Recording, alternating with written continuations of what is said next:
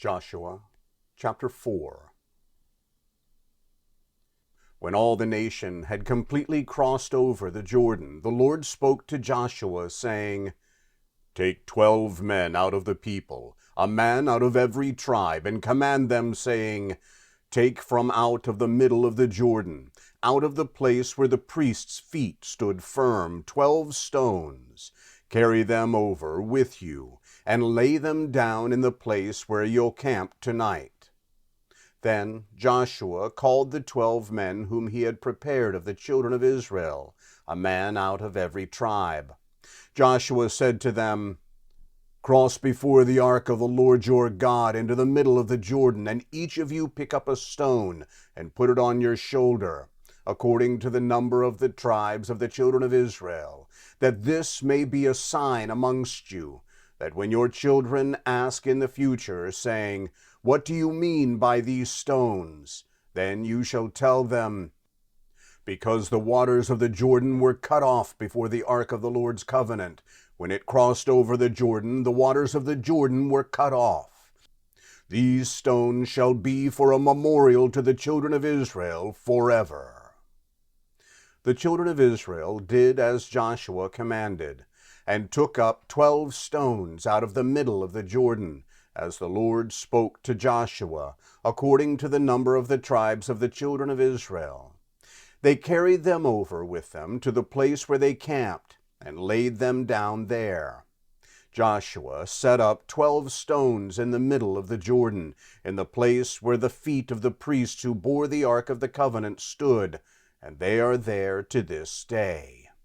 For the priests who bore the ark stood in the middle of the Jordan until everything was finished that the Lord commanded Joshua to speak to the people, according to all that Moses commanded Joshua. And the people hurried and passed over. When all the people had completely crossed over, the Lord's ark crossed over with the priests in the presence of the people.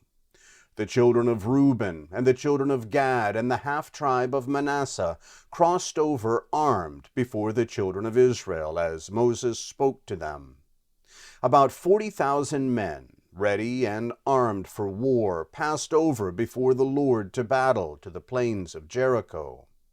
On that day the Lord magnified Joshua in the sight of all Israel, and they feared him as they feared Moses all the days of his life.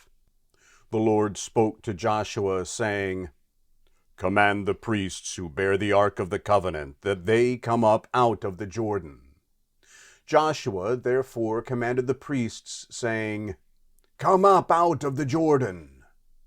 When the priests who bore the ark of the Lord's covenant had come up out of the middle of the Jordan, and the soles of the priests' feet had been lifted up to the dry ground, the waters of the Jordan returned to their place, and went over all its banks as before. The people came up out of the Jordan on the 10th day of the first month, and encamped in Gilgal, on the east border of Jericho. Joshua set up those 12 stones which they took out of the Jordan in Gilgal. He spoke to the children of Israel, saying, "When your children ask their fathers in time to come, saying, 'What do these stones mean?' then you shall let your children know, saying, 'Israel came over this Jordan on dry land.' For the Lord your God dried up the waters of the Jordan from before you until you had crossed over, as the Lord your God did to the Red Sea, which he dried up from before us until we had crossed over, that all the peoples of the earth may know that the Lord's hand is mighty, and that you may fear the Lord your God forever."